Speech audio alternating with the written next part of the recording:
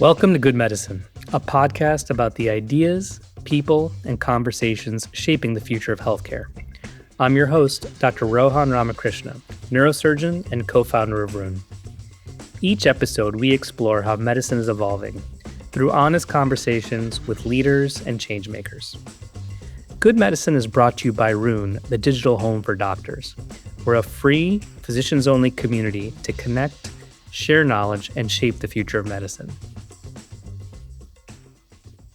Today, I'm joined by Dr. Zeke Emanuel, a powerhouse in American medicine and policy. He's someone who's spent his career trying to understand how to best improve the health of Americans while navigating the gritty reality of Washington politics. And fun fact, he's also an artisanal chocolate maker and beekeeper. In this episode, we unpack the formative forces that shape Dr. Emanuel's life in medicine and politics.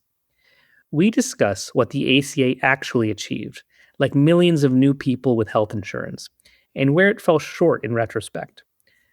Dr. Emanuel also explains why he thinks healthcare will dominate the next set of presidential elections, what cutting Medicaid funding would really mean for rural hospitals and working families, and why doctors need to get more politically active if we want to successfully combat health misinformation. A few things from our conversation really stuck with me. First, the framework Dr. Emanuel created for allocating scarce medical resources as a medical ethicist, initially criticized on the editorial pages of the Wall Street Journal, ended up significantly influencing COVID vaccine distribution policy worldwide. It's a lesson in how rigorous ethical thinking translates to real-world policy. Second, politics beats policy in Washington, even when the data is crystal clear. Dr. Emanuel walks us through why malpractice reform failed to make it into the ACA, and what that reveals about how change actually happens. Third, we discuss his provocative forthcoming book, Eat Your Ice Cream. In a world obsessed with longevity hacks, biohacking, and quote-unquote optimized living, Dr. Emanuel offers a refreshing, data-driven approach to longevity and happiness. He argues that the most important thing you can do for your health isn't a specific workout or supplement. It's a holistic approach that anyone can utilize without breaking the bank. Dr. Emanuel brings characteristic directness, deep policy expertise, and a refreshing willingness to challenge both sides. Let's get into it.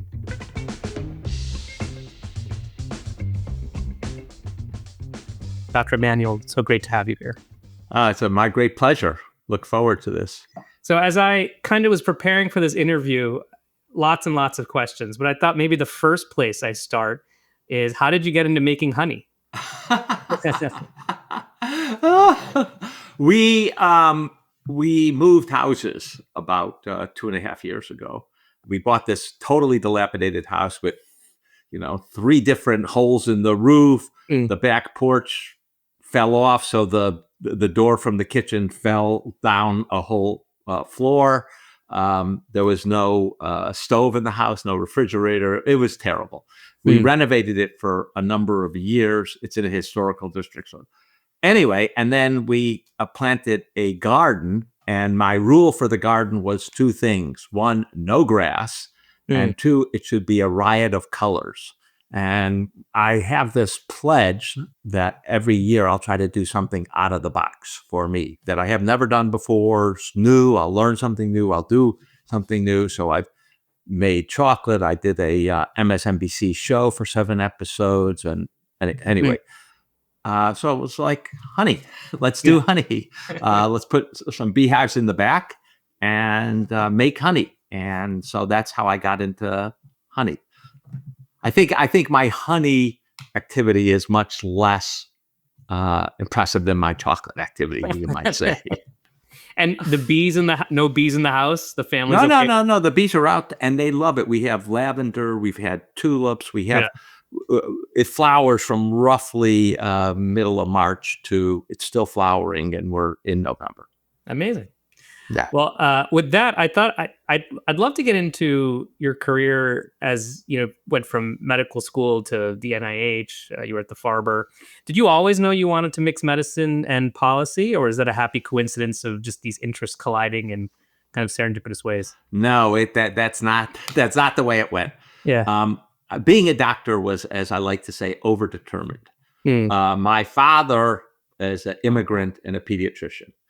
I'm the firstborn son of an immigrant pediatrician, and I happen to be in school very good at science.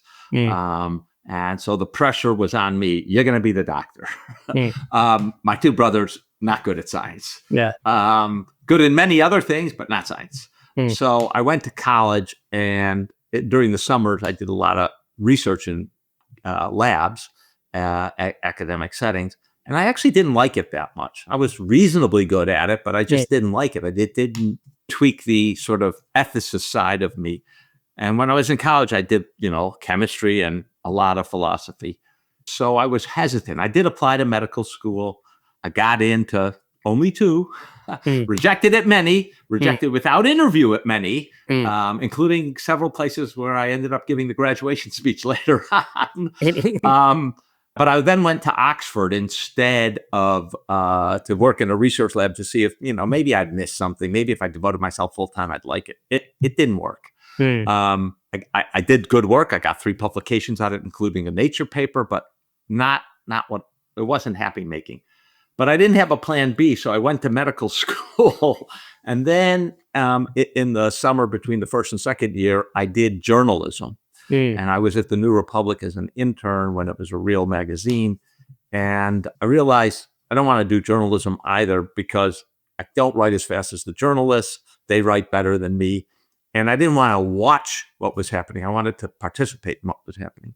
But again, I didn't have a plan B, so I had to go back to med school. And fortunately, in my second year, I was able to teach at Harvard College in a program called Social Studies, which is about basically reading the great books of, from Thucydides to Freud, basically. Mm. And that really clicked with me. And it was like, wow, this is what I can do. I get jazzed by this every class. Mm. So I then took off after the third year. I took off of medical school. I applied to graduate school. I took off and began doing a PhD. And then, by happenstance, what I was interested in was ethical aspects of medicine, end of life care in particular is where I started in the mid 80s when I was still in medical school. Published a bunch of papers on that, a bunch of policy papers about advanced directives, how to really improve end of life care, stuff on euthanasia. And so the policy stuff began interesting me, and I had I would say, a natural inclination to thinking about policy. I like taking care of patients, as an academic, you take care of patients. In my case, half a day a week. It was satisfying, but it was hardly the thing that drove me, and hardly the thing that, I love my patients, and I think my patients largely love me, but it wasn't as satisfying as writing another paper and Yeah. publishing. So that was the shift. And then, I went to the NIH and I began working in policy related to research ethics. And so it just naturally flowed and sort of combined my philosophy with my medicine and my ethics, and my real concern of how can you make the world better for more people. Yeah. So you were at the NIH for a while, more than as bioethics chair for more than 10 years. And I'm curious, is there a particular project or initiative while you were there that really stands out to you? Yes. Yeah. When I took the job, I was Yeah. like, well, research ethics is, more or less done. We had the Declaration of Helsinki, we had federal regulations, and I didn't really know much about it. When I got the job, and it's a tribute to my boss, I think he hired me more for my young dynamism. I was under 40 at that time, and rather than my knowledge, because I didn't know anything about research ethics, really. I'd never published a paper in the topic. I had been around it, of course, because I was at a major cancer center and we did a lot of research. But once you read the foundational documents, the Declaration of Helsinki, Nuremberg, the regulations, you realize they got the all wrong is a little extreme, but they got a lot of stuff wrong, and we Oh. had to rethink from the ground up. So one of my early papers was, what makes research ethical? What are the things that you need to do to make it ethical? And then we began thinking about the ethics of, research with children, the ethics of paying children, how much risk can people take? Is phase 1 cancer trials, are they ethical? Why might they be ethical? Stored tissue, how do you make that research ethical? So just sort of systematically going through the whole book of controversial research ethics areas was, I think, very important. And having a whole being able to create a department. When I arrived, there was no department. I was the founding chair. And, one of the exciting things was to be able to put together a department and have people that were doing genetics and pediatrics and psychiatry and all the elements. And I think we had a huge impact on how people think about research differently. Yeah, one of the papers that I came across was just related to, that kind of bridges ethics and philosophy and policy and health was allocation of scarce medical resources. Uh-huh. And there's definitely a lot been written about that. And I'm curious how you came about. Is the framework very utilitarianism ultimately, but like applied in a novel way? Or I'm curious how you No. thought of that problem. I can answer that question definitively. No. Yeah. So it's a very interesting process. In 2005, under Bush, his Secretary of Health and Human Services is a man named Levitt, who had been governor of Utah. And he came in, and I think he was a little disturbed by that sort of pandemic preparedness. I know he was disturbed by the pandemic preparedness, and he asked for a report about, how are we going to respond if we have an H1N1 flu pandemic. And there was this report, and we ran something called ethics grand rounds at the NIH, where we would take a topic or a case or what have you and have a presentation on it and then a discussion. And it was hugely popular. And so we had someone come in and talk, Bruce Gillen, as a matter of fact, from HHS, who oversaw the report, talk about it. And one of the things that the report said, this is 2005, is, old people who are, die more frequently from influenza and pneumonia should be prioritized to get vaccine, because in a pandemic, we know there's going to be a shortage of vaccine. You just can't produce enough to vaccinate everyone. And I remember walking up the stairs of the auditorium with one of my colleagues, who was a very smart political philosopher who had gone into retirement, and I brought him out of retirement to work at the NIH because he wrote on everything relevant to us, consent and coercion. And I said, that's got to be wrong. That can't be right. It's got to be that you actually vaccinate young people first, especially because we know from the pandemic of 1918, 1920, that in fact, young people had a disproportionately high mortality rate, like 30-fold compared to normal. So we worked on that, and we wrote a paper for Science about this allocation proposed by our boss. I mean, remember, the Secretary of HHS is the boss of the NIH. So I was like criticizing my boss, saying, this is wrong. Here's how you should do it. And that, priority should be given to adolescents and young adults, late teens, early 20s, and then less priority to younger kids, and even less priority at the older ages. That was controversial. And I can tell you that, my higher ups didn't like it. And they did some polling, actually, and some focus groups on what we said. And it turned out we were right. Yeah. That's what the public supports. Then we sought to generalize this. We didn't have a general framework. We sought to create a general framework by looking at organ donation, where we have shortages also, severe shortages.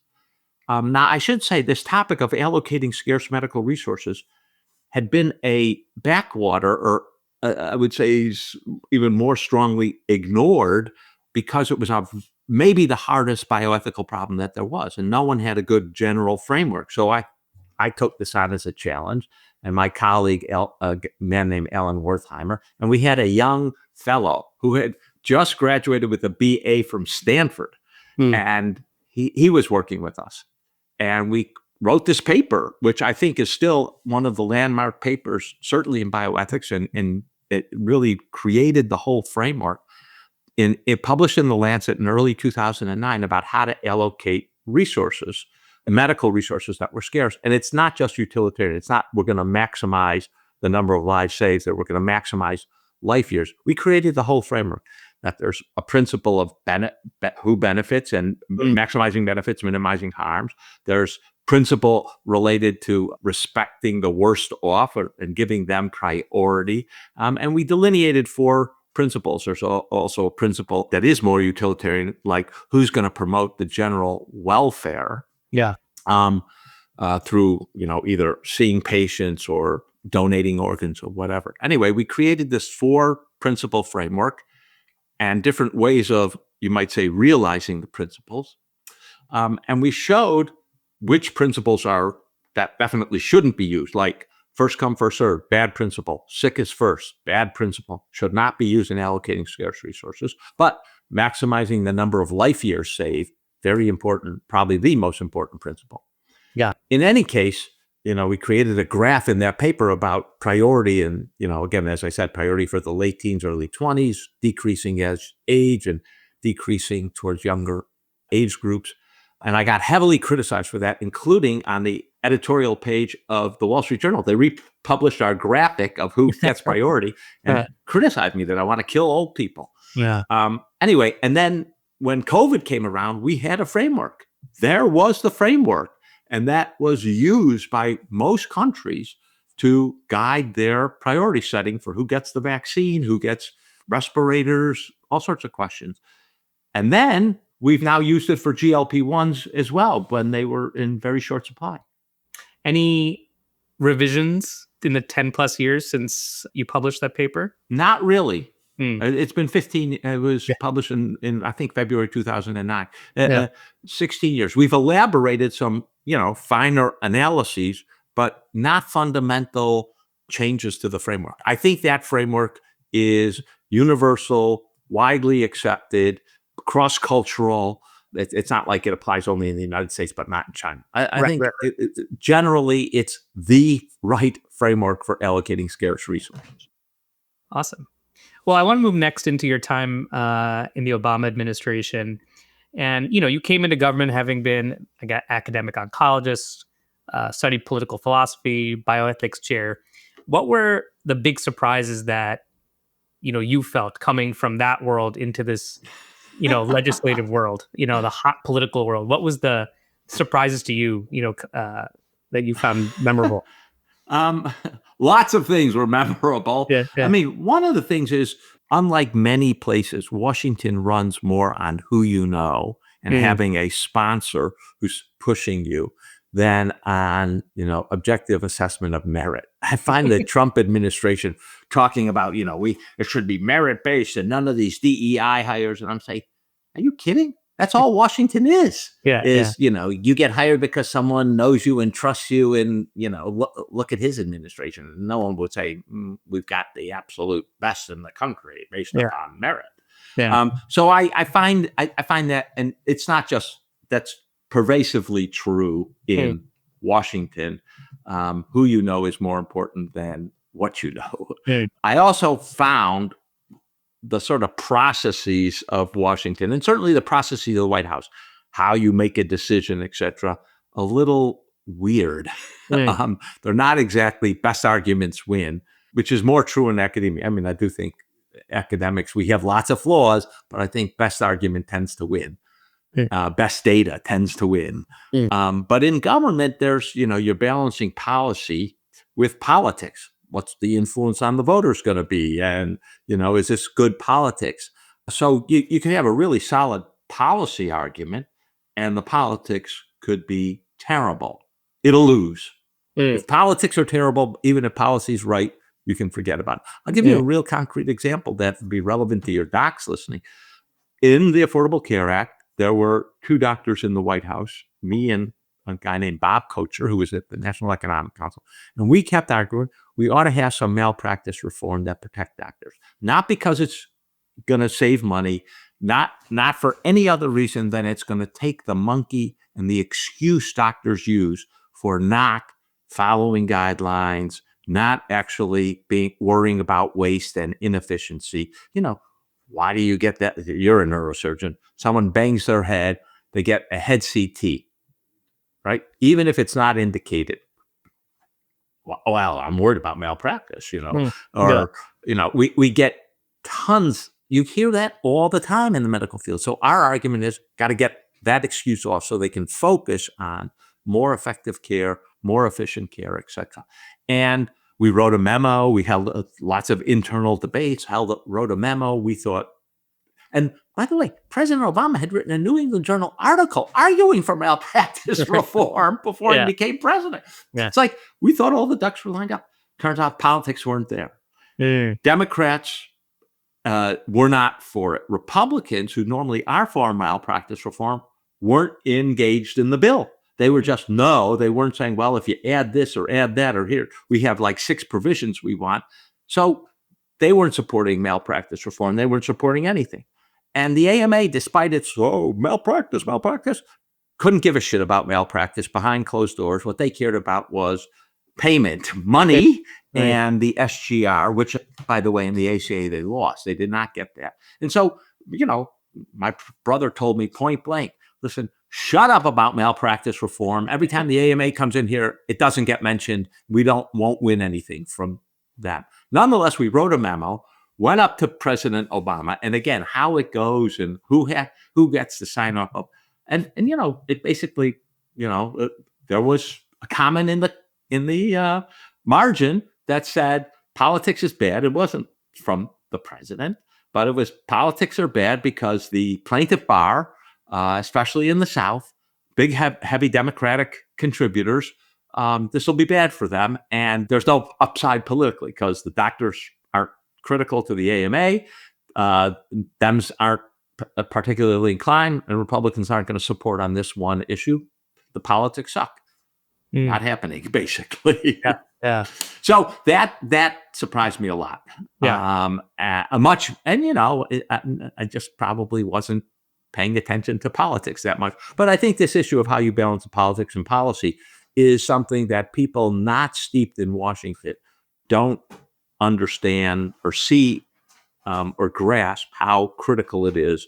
And there are not that many people. There are a few people, but there aren't that many who are sophisticated in merging the two. There are some people, I think, who really understand both the policy and the politics, and they're really, really good. But there, again, just not many of them. As you think back to the ACA and the constraints you had to work through to get that bill across the finish line, which constraints still bug you, that you had to kind of I'll give you a few of them. Yeah. One is I was very convinced that we had to change how we pay doctors, hospitals. The system, fee-for-service, was not going to work in the United States. It works in lots of other countries. People point out, well, it's not unique to the United States, but in those countries, there's a budget, right? In Taiwan, in Germany, there's a budget, right? You get paid fee-for-service, but by the way, if those fees go over the budget, they give you 90 cents on the euro in the case of Germany, right? And the doctors hate it. But that's how it's like, okay, we'll pay you fee for service, but you go. In the United States, we had a cap that was called SGR. We never actually enforced it once. So it didn't mean anything.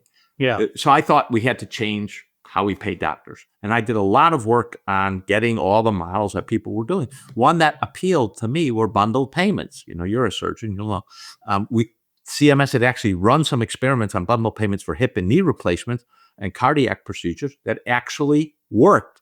I created meetings with CMS, with other people in the healthcare reform ACA group, with experts on the outside on bundled payments. And I was like, all right, you can't do bundled payments for everything, but I wanted to put in the bill. The thing I wanted was we're going to pay for 5 medical procedures by bundled payments by 2015.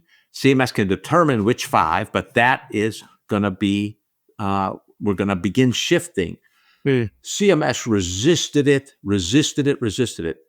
Not ready, not sure, 27 arguments. And the ultimate reason was they didn't really have the payment systems, right? They have the payment system for fee for service, for paying it out and computerized and automatic, et cetera. But they were running those experiments on bundled payments, pen and paper. And they didn't think that by 2015, they could have a computerized system to do bundled payments. Well, so what I ended up getting in the bill is we'll run a few experiments on bundled payments. Well, we've run some. I don't think the evaluation, we can get into the discussion, but we haven't really put those on steroids. That's not the only payment change we need, in my opinion, but I think we have to shift to that. We have enough data that it makes about a 3% difference. It probably makes more, but a lot of those differences are hidden in the hospital savings. Anyway, that's what was one of my big frustrations. Another big frustration is Bob Kocher and I put in administrative simplification. We have huge administrative costs. Couldn't we simplify things like billing and claims and save a lot of money? The answer is we can save a lot of money, so we put in administrative simplification, and this is what should be done, and we had a provision in the bill on that, but we utterly failed for two main reasons. We didn't say we'll have administrative simplification on these and these areas by January 1st, 2014 or whatever. And the second failure is we didn't say, and it will, the overseer of administrative to report on the following, adhering to the timeline, will be this person, the Assistant Secretary of Health, or, pick ONC or whoever it's going to be.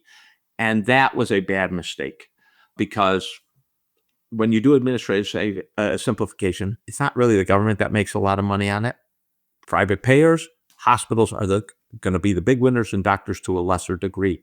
They're going to save money. No one in the government is going to wake up every morning and say, how do I simplify the system? Unless you say you're responsible and you have this date and this amount of money has to be taken out of the system. And that was just because I was inexperienced and didn't understand enough that you had to add those other requirements and, make someone accountable and give them a date for, when they had to finish the job.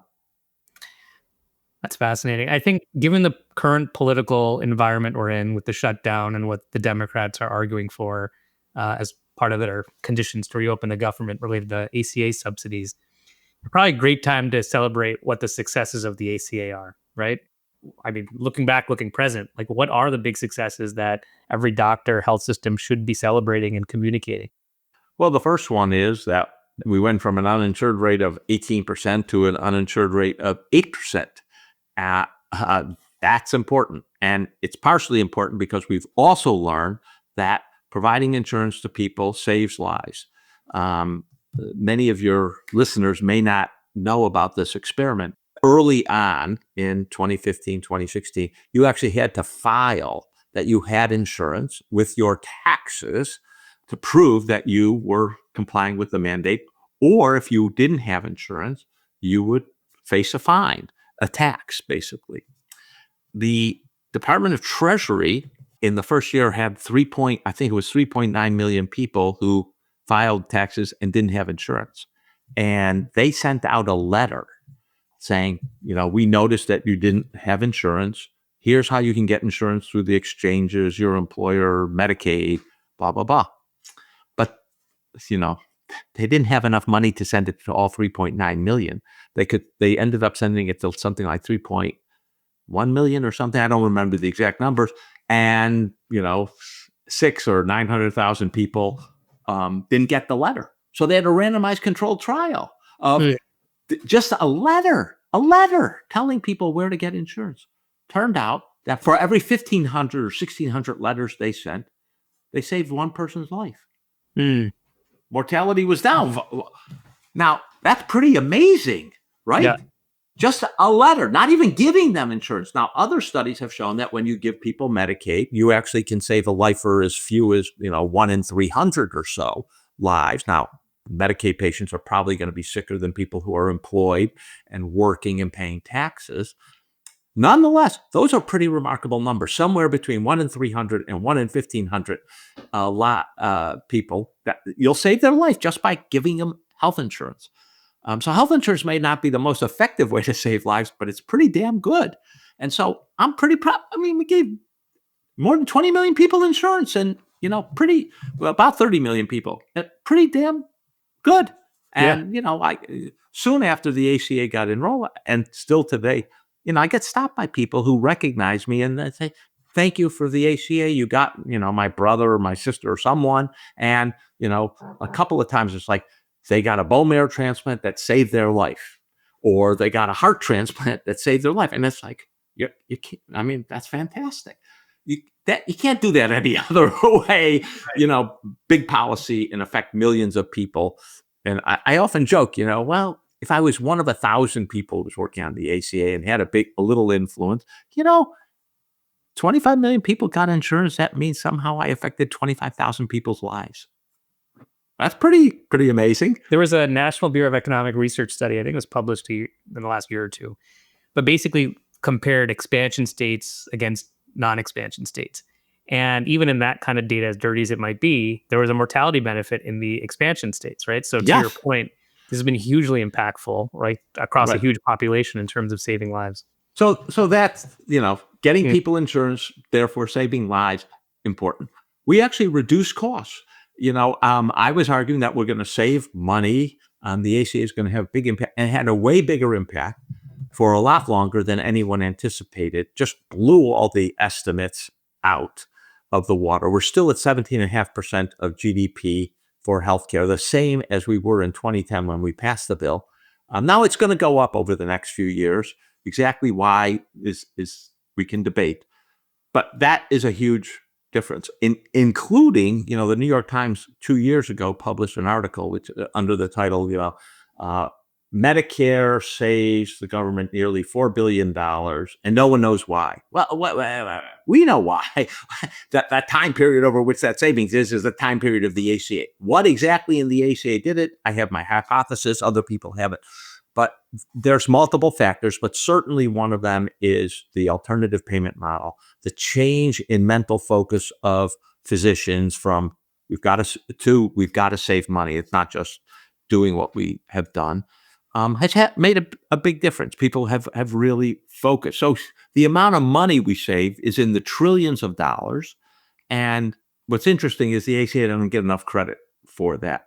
I would say our weak link, and this has been pretty disappointing, has been on quality. Quality has not gone up, and in some areas it's clearly gone down. And I think there are things we can do to change that. But that, I think you have to say we just didn't do a bang up job on that. The other thing that's gone down, the other two things, one is we have worse workforce issues.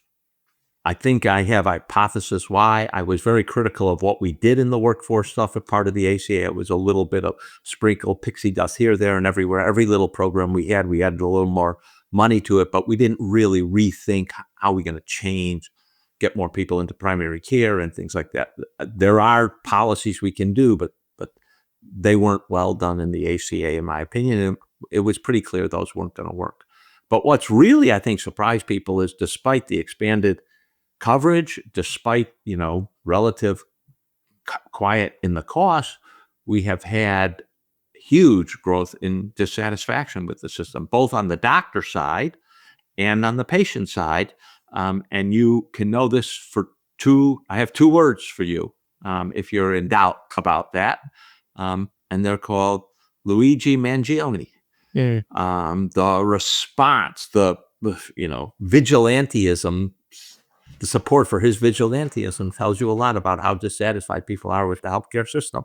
And, that should be a big wake-up call for everyone.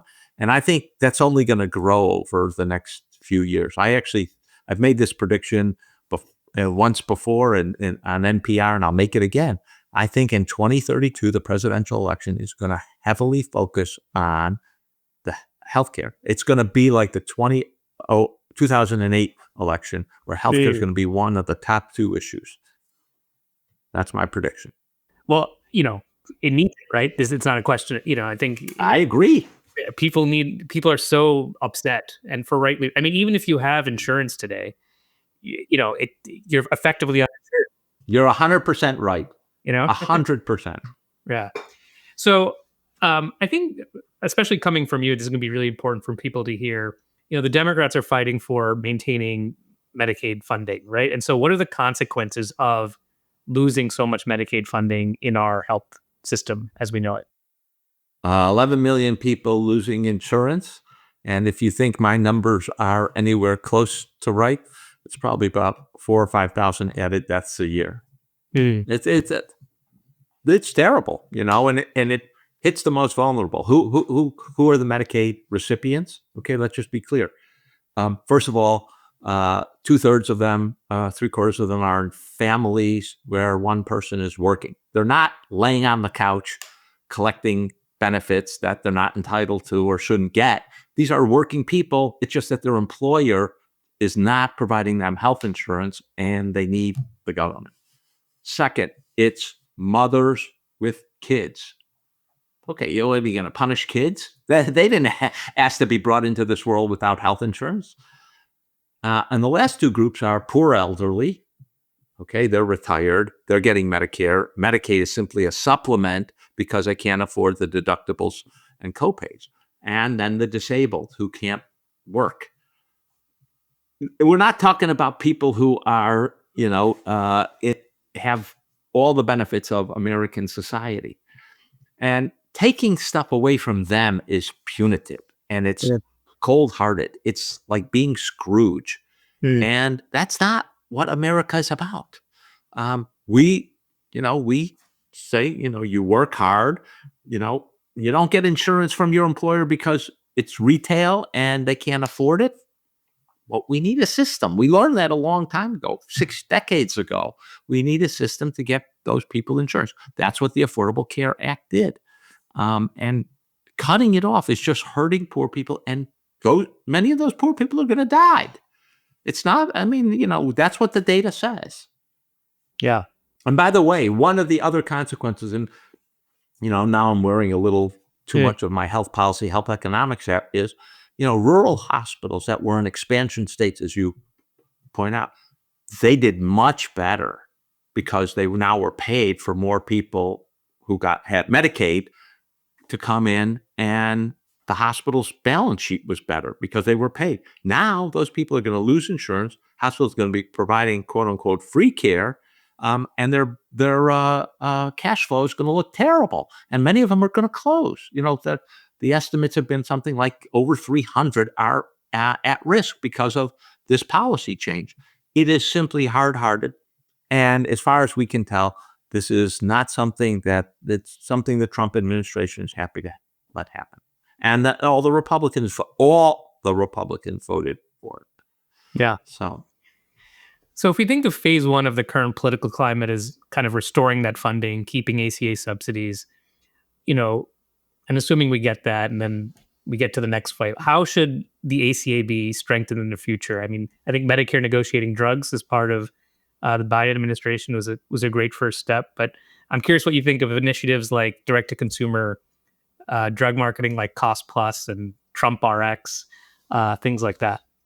Well, Mark Cuban's thing, as he and I have discussed, I think the transparency is important because it's, the drug market is not one of transparency, but, most of his drugs not most, the vast over 95% are generics. You're not affecting drug costs in America by changing the generic prices. They're just not. I mean, you got to get to specialty drugs and the big ticket items like GLP-1s.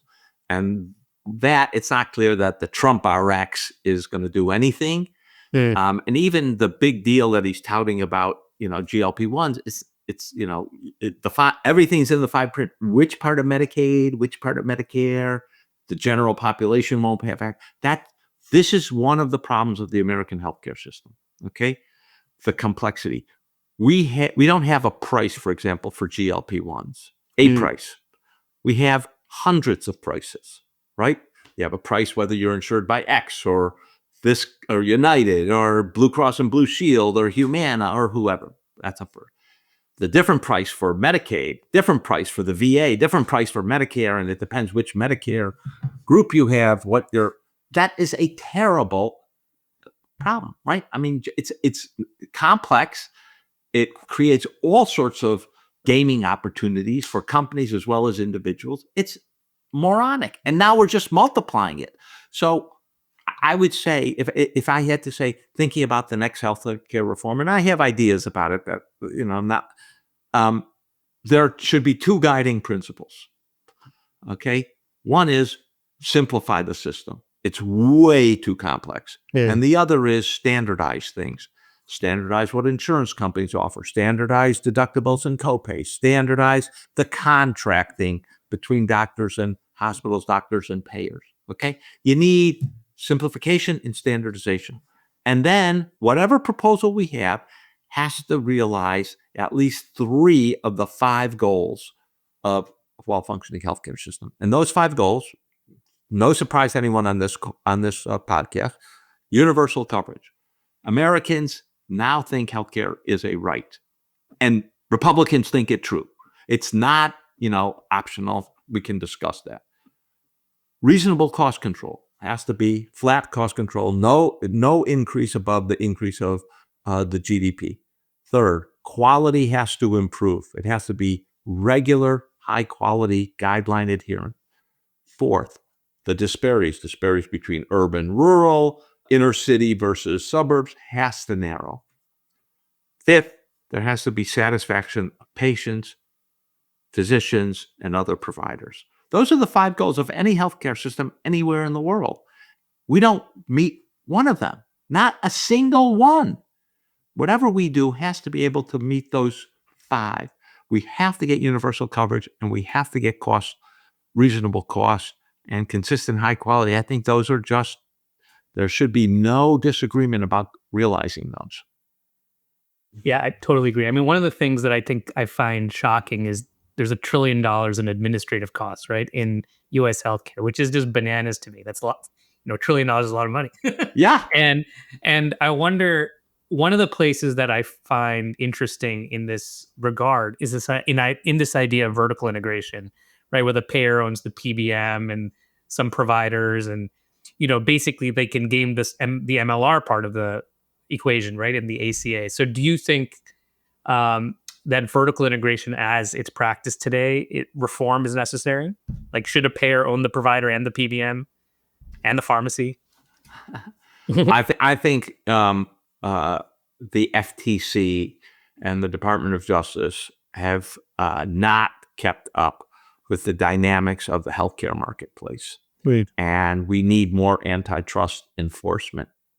And I think that's very, very important to getting costs under control. I think there are many other things we could do for that. I think hospitals gobbling up doctors and forcing, doctors to only refer to their hospital, and they're being able to drive up other costs. Very bad, very bad. And we need to stop that also. And medical groups can't get so big that they can, they're the only neurosurgeons in town, and our solution to surprise medical billing I think, should be seen as a disaster. Yes, the patient doesn't see it anymore, but the costs have risen because the way all the adjudication goes is higher and higher instead of, okay, it's in-network payment. Sorry, guys, you don't get out-of-network payment. Withdraw from the network contract so you can make more. No.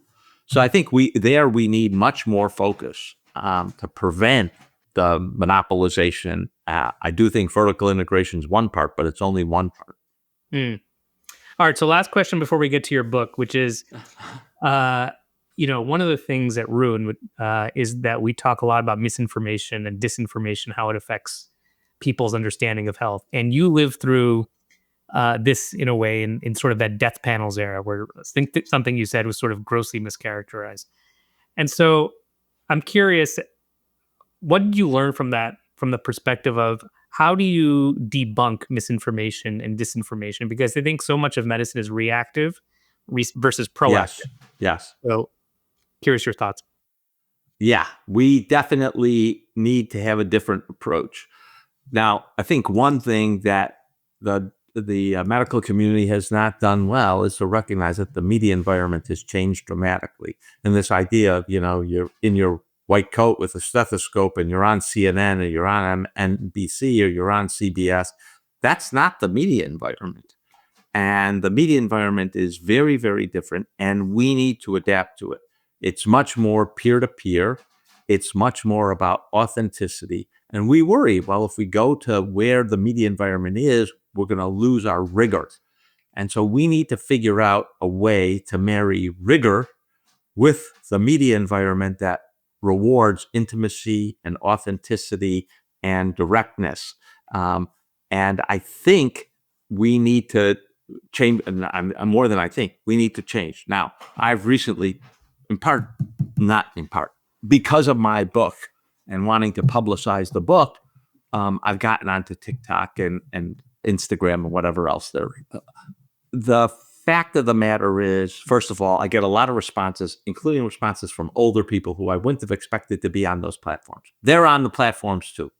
So that's where media is going. We as experts have to go there without sacrificing our rigor and recognizing that that's an approach. The second thing I would say is we have to get more politically active and engaged.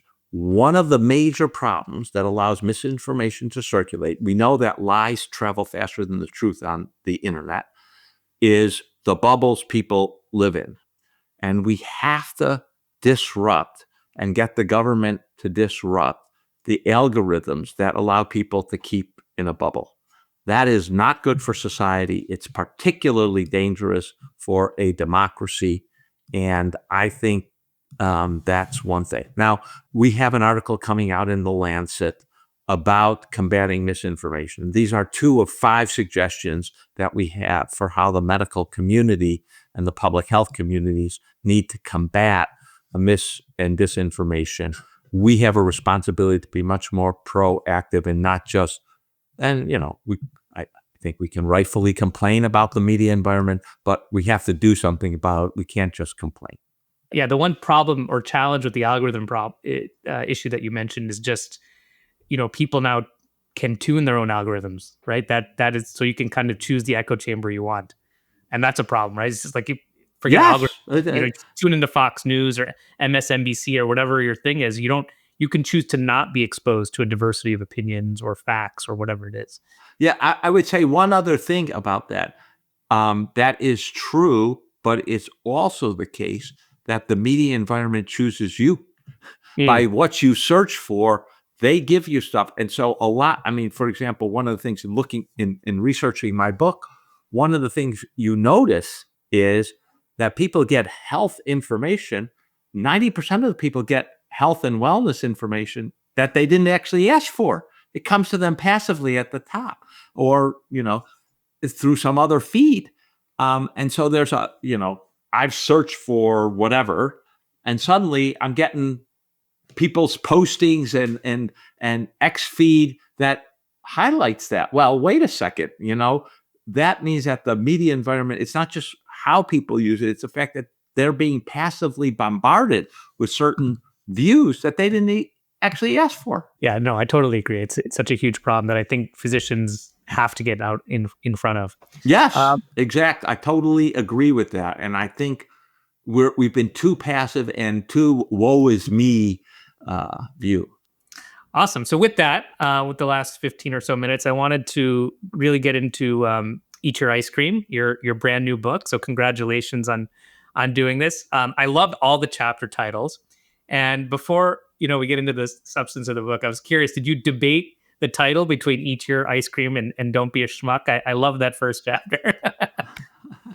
Yes. Yeah, there was a big debate. My files and my research assistant's files are still, don't be a schmuck. But I think actually, upon reflection, Yeah. I can now, Eat Your Ice Cream is a better title because it's sort of a bit ironic that this is a book about wellness and longevity and it's telling you to eat your ice cream. And I think people are going to be, well, how does this go together with wellness? And so I think it's probably a better approach. Maybe, and not maybe, it's certainly true that Don't Be a Schmuck is kind of inside my family, a way better title. Well, given your background and experience in bioethics and drafting, incredibly impactful legislation when it comes to healthcare. What motivated you to write this book and get into the wellness game? I mean, obviously, it's very top of mind, right, for Not for everyone. me. So what happened is, I got, and I don't remember how I got Peter Attia's Outlive, Mm, and I read it, and mm, it made me furious, mm, for multiple reasons. One, the obsession with wellness. mm. Two, the obsession with exercise, and the sort of total ignoring of social relationships in wellness Yeah. and longevity, except he's got a little, basically 2-page afterword. And I'm like, this is totally wrong. It sort of, it might remind your listeners of what happened when I went to that presentation about what happens if we have an H5N1 pandemic, and how are we going to allocate scarce resources.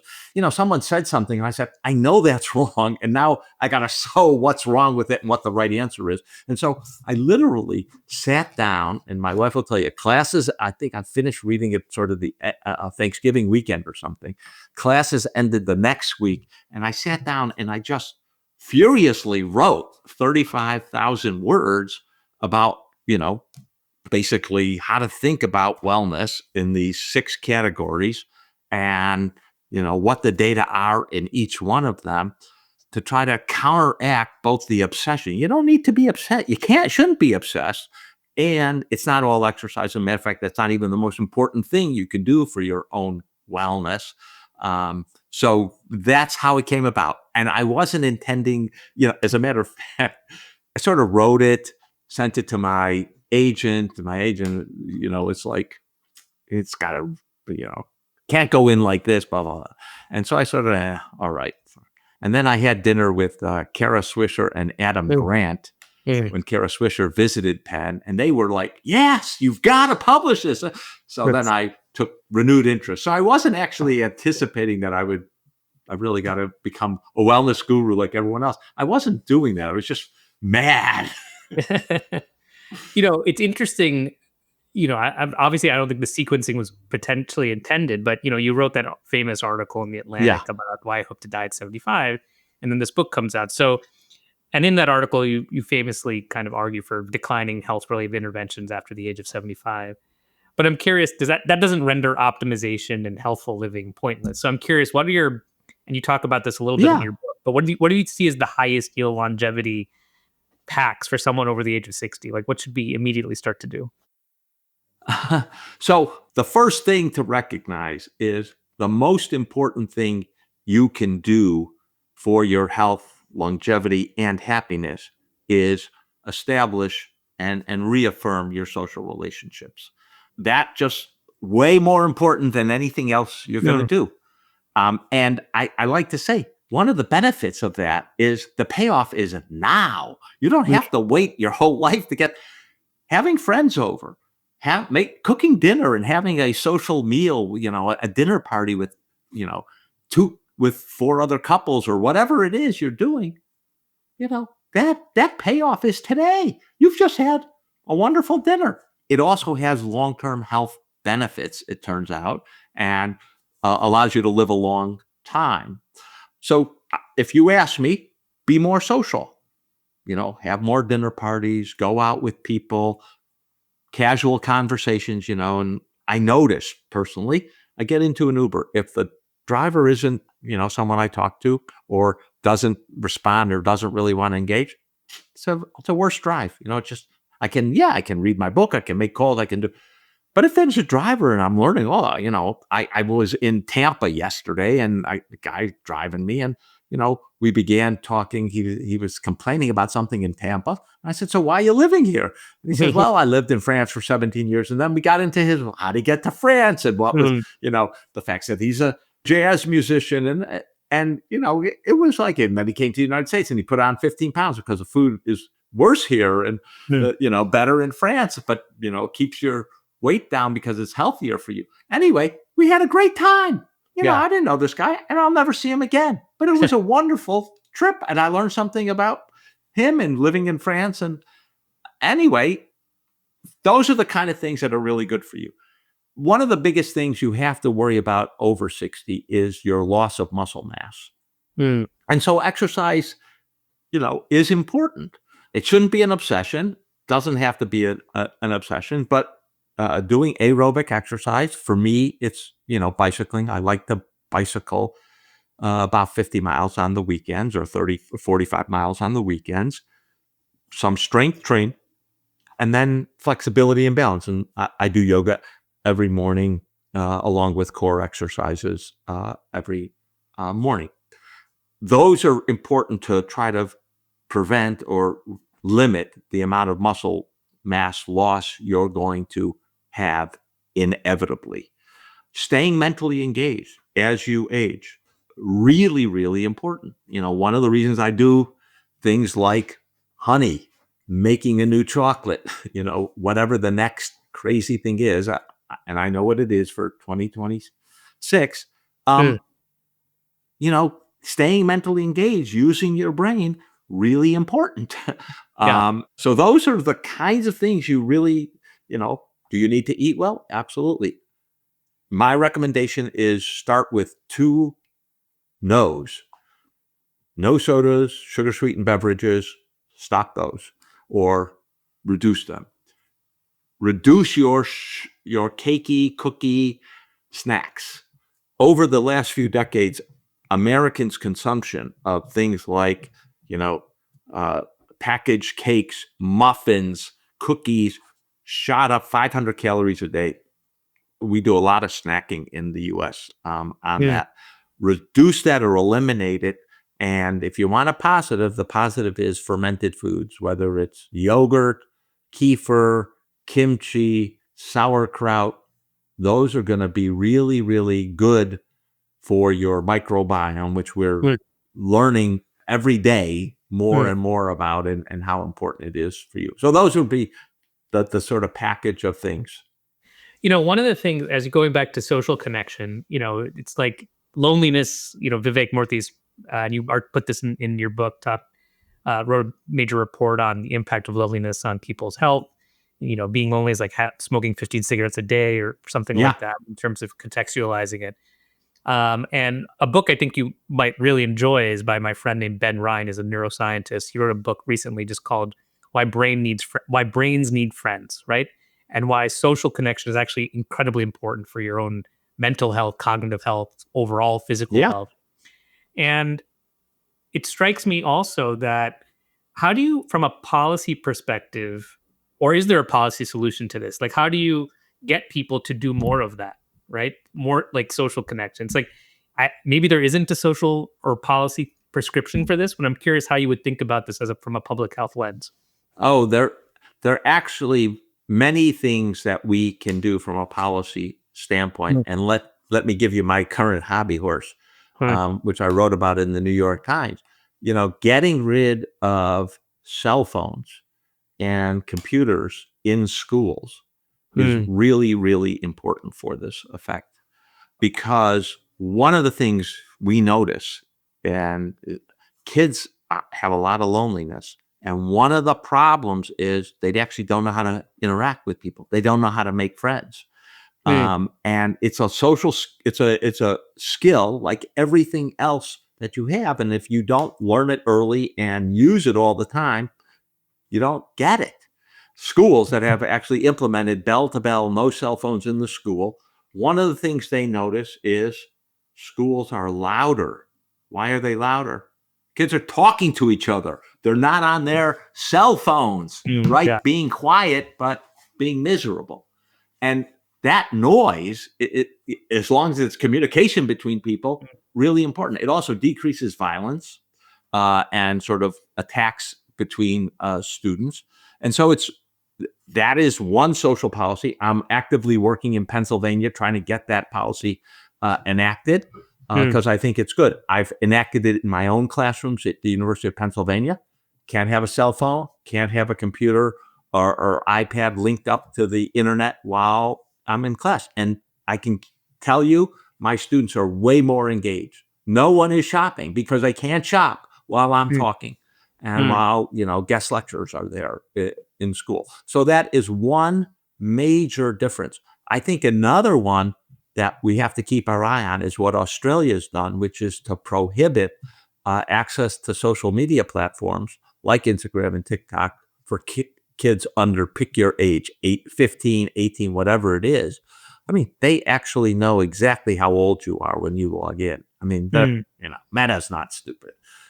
They target, and what are they selling? How are they making their money? By selling to advertisers. We can target an individual, who wears polka dotted socks, is 47 years old, lives in this block. So they know exactly. And we've got to look at that experiment in Australia. I think it's going to be really powerful, and we have to institute something like that. You got to get people to break the habit of using screens early on and to encourage the skill development of how to be social and interact. And those are some of the policies that I would introduce. Yeah. You talk a lot in the book about vaccines and how this is such a great, and it is great public health intervention, but how we don't properly as a society contextualize risk, right? Peanut butter is actually much more risky Yeah. relative to taking a vaccine. Like, how do we teach relative risk to our population better, right? If the people don't understand that polio is really bad, measles is really bad because they've never seen it. And short of having an epidemic of those things, we're already seeing a little bit of that. We're doing a good job to make those Yeah. epidemics come back. Yeah.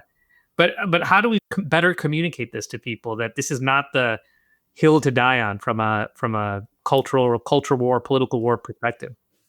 I think you actually have two different things you're asking there. One is, why are people sort of opposed to vaccines and polio vaccines in general, or MMR? And the answer to that is that they've been so successful, right? And you said it yourself. They've not seen anyone with polio. They've not seen anyone who has measles and might die of measles or be hospitalized because of measles.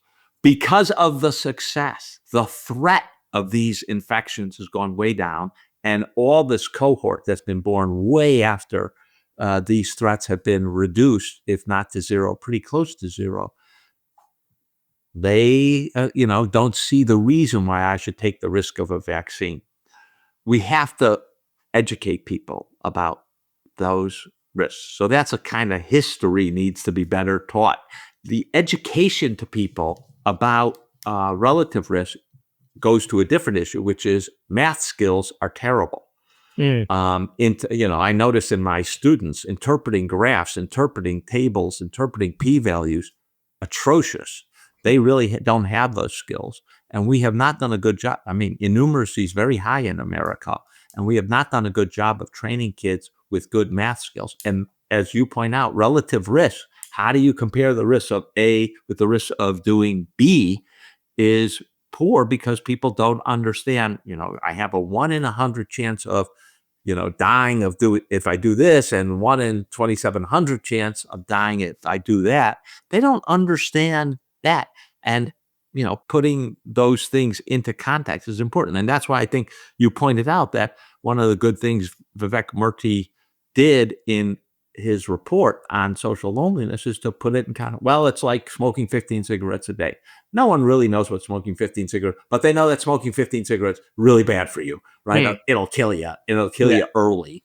And so that's how people have understood, can understand that. So we, again, in the public health community, have to make things more salient, but we also need to teach kids better about math and not make it onerous. Some of us love that kind of stuff. I'm a sort of, I don't, you will know because you've read my stuff, I'm not that good about telling stories, and I'm much better about using data, just because that's the way I think. But in general, people are better at the stories than they are about the data. And we have to respect that and try to give analogies like the 15 cigarettes. All right. So this is the last part of the interview. We call it the lightning round. Oh, no. So the last lightning round, I failed. Not with you, but with someone else. So most impactful mentor. many people fit that bill. Yeah. And when I was in Oxford and doing basic research, that mentor told me, when you write no more than 10 words in your sentence, Americans can't write these long sentences, just 10 words in a sentence and make them short and sweet. That was really important for my writing. Probably my most important mentor is a man named Dennis Thompson, professor of government and political philosophy at Harvard, and ran the ethics and the professions program, now called the Safra Center on Ethics at Harvard, and had me as the first fellow in that program, and really shaped how I think about ethics and public policy, and bioethics. He really, really was helpful, and we became lifelong friends. He recently, a few months ago, unfortunately, died in his late 80s from prostate cancer, of all things. Book recommendation. Book recommendations. Well, every year I invite people in to be guests. Yeah. Guests teach my classes, and I always send out a book. I'll just tell you what I'm sending out this year. Is a book called James, which was published a few years ago, and is a book about a Huck Finn book from the perspective of Jim, the slave.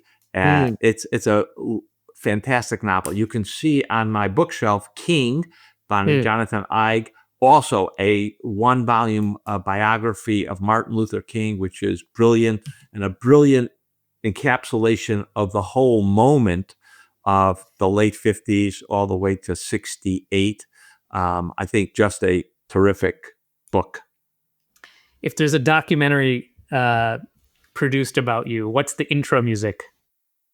Oh, you've got me in the wrong place. Music is not my strong suit. It was my father's strong suit. I think probably some Bob Dylan song, maybe like a Rolling Stone. I don't know if you see that. It's a Rolling Stone book behind me. Rolling Stone covers it with Bob Dylan.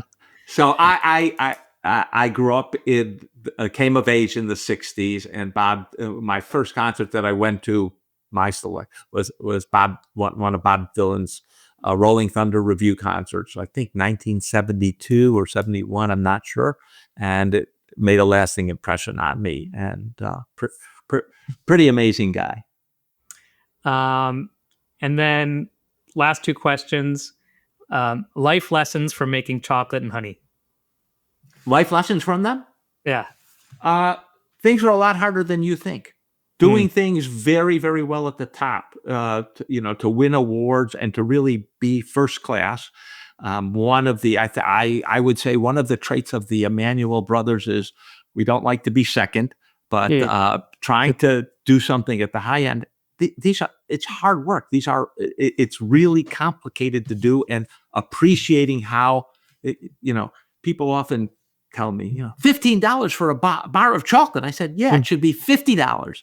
A, there's a lot of labor in it, and B, it's complicated. You got to get the right cacao from the right place. You got to winnow it. First, you have to ferment it. Then you have to dry it. Then you have to roast it, winnow it, separate out the cocoa beans. Then you have to conch them, and then you plate them and you temper them and package them. It's a lot of work. It's also getting the roasting just, there are only two places flavor are made, the fermenting time and the roasting time. And you got to get both of them right and play around with those flavors. The creativity in those things, and trying to really make the best bar you can, and what's the flavor profile you want to create. So I think one of the lessons is, things are harder than they might look all the time, even for simple stuff. I'm always appreciative of woodworking. I work with a lot of woodworkers. I have a lot of interesting pieces of wood in my house. Furniture, my dining table is reclaimed chestnut wood, which you don't have in America anymore. And, understanding the woodworking process and the, meticulous work and the vision that people have. I'm just amazed. And so I think I've learned that from making chocolate and honey. Every time I do chocolate, it's about a week in Missouri where I make it with a chocolate maker, Sean Ashkenazi. And, I appreciate the camaraderie, and I also learn to appreciate the complexity. All right, last question, which is your ideal job in the future Rahm Emanuel administration. His heckler. I love the question, and I'm sure he'll love it even more. Yeah. I'll empty the garbage cans for Ram. Yeah. All right. Well, look, I want to thank you, Dr. Emanuel, for your time. This was This has been a wonderful interview. It's been terrific. Really great questions and very thoughtful. And I appreciate all the prior work and study you put into it. For everyone, the book is called Eat Your Ice Cream. When's it available, Zeke? You can order it now, and it'll be delivered. It's January 6th, 2026 is when it's being sent around, released in the bookstores. It's a wonderful book. I encourage everyone to get it. It's got Dr. Emanuel's characteristic humor and directness, which I really appreciated while reading it. So again, thank you. It means the world. Really loved having you on Good Medicine. It's fantastic. Thank you for the interview.